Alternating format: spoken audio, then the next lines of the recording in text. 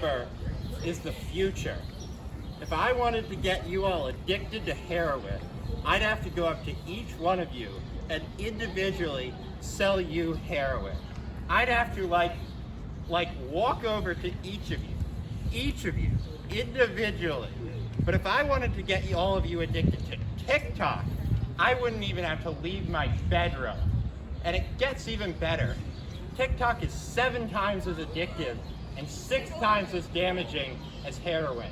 After all, heroin kills people, but only TikTok can kill our country. Now you're probably thinking, hey, that's why TikTok is way more illegal than heroin. We teach all our kids in schools about the dangers of TikTok way more, and why all the TikTok dealers live in prison cells, not big mansions. And that's a really good point. TikTok is dangerous, but we're actually doing a great job protecting ourselves and our society from it. We're lucky that we elect such good leaders. Let's have a big round of applause for our leaders.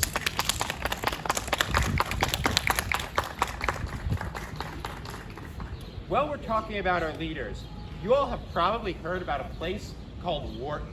The best part about a Wharton education is how it gives students useful tools to make a difference and improve our society. You've probably never looked at a graph of this, but wealth inequality keeps getting higher and higher. That's the kind of progress I like to see, and we can thank Wharton for helping that number go up each and every year. Let's have a big round of applause for wealth inequality.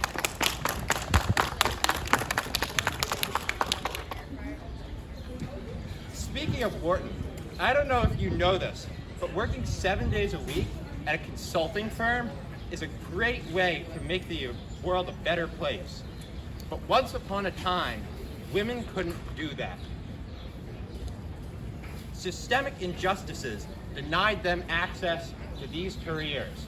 We still have a long way to go, but already countless women have been freed from the shackles of motherhood and now hold high-paying, high-impact jobs in fields such as consulting, finance, venture capital, investment banking, quantitative trading, marketing, politics, and more.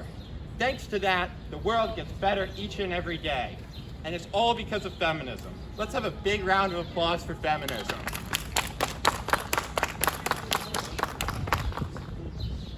Something great about living nowadays is that we're more empowered than ever before, and we're not confined by conformity like we used to be.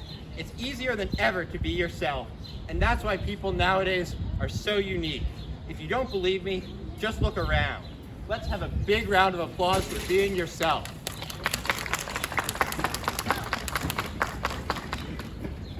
Someone once asked me what the key to control Penn is, and I said that the key to control Penn is to let Penn control you. If you just pay attention and follow the rules, you can have that key too. You might not know this, but following the rules is very, very important. This reminds me of something I heard on FM radio the other day. When the Twin Towers were nearly done being built in New York, there was a guy named Philip who set up a tightrope between them and walked around on that tightrope for nearly an hour. Police officers tried to arrest him, but they couldn't because he was out on a tightrope. Breaking the rules like this was very irresponsible of him. He could have fallen and hurt or killed himself. After all, if you tried walking on a tightrope between the Twin Towers, what do you think would happen? And the judge in his case only sentenced him to performing a tightrope show for kids in a park, which was far too lenient. Everyone who breaks the rules should be severely punished.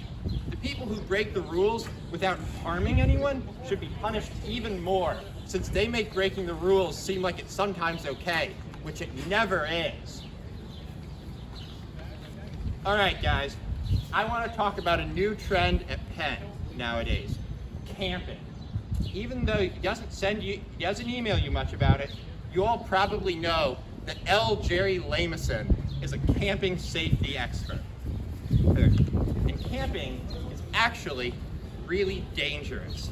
And you know what's even more dangerous than camping? Walking next to someone who's camping. And you know what's even more dangerous than that? Camping on the wrong side of College Green. There were like 6 tents over there the other day, and we've never heard from the campers since. I don't know if you knew this, but you can actually walk through College Green right now. As L. Jerry Lameson put it in an email to us, and I quote, "Those wishing to enter the area will be required to show a valid Penn card," unquote. Let's get a big round of applause for Interim President L. Jerry Lameson. Woo!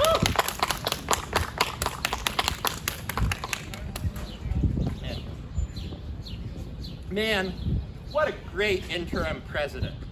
When people look back at the history of the University of Pennsylvania, even if it lasts for 1,000 years, men will still say this was their finest hour.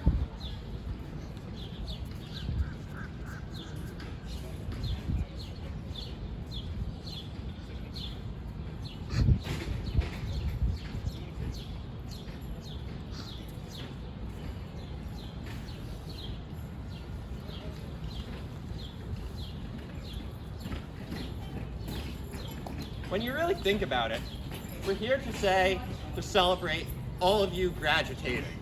For those of you who don't know, that means passing all of your courses. That's like at least a D in every single course. Pretty impressive. Did you pass all of your courses? No. Let's get a big round of applause for this girl for trying her best. Might want to talk to your advisor though. But it's not just this girl. You all deserve a pat on the back. Give yourselves a pat on the back. I don't know if you all know this, but our class is a special kind of special. But I know the reason you're all here. You want to hear about how I use my extraordinary genius and magnificent hacking skills to get all of your emails. And I want to be really clear about something. This was a spectacularly unique plan that nobody else could possibly have even fathomed. And I want to be really clear about something else. I knew from the start that there was like a 9% chance that I'd get into a bit of trouble for doing this, and I'm the only person in the world heroic enough not to bow to Marky and Johnny's cronies. Because the important thing to remember about doing awesome stuff is that you can't. You're not smart enough, and you're not brave enough, and you're not special enough. You gotta be divinely ordained to do stuff like this, and God just likes me better. Now I know that none of you are going to understand this, since it's so technologically complex, but I'll tell you all how I got the emails anyway. Keep in mind that you never would have been able to figure out something like this.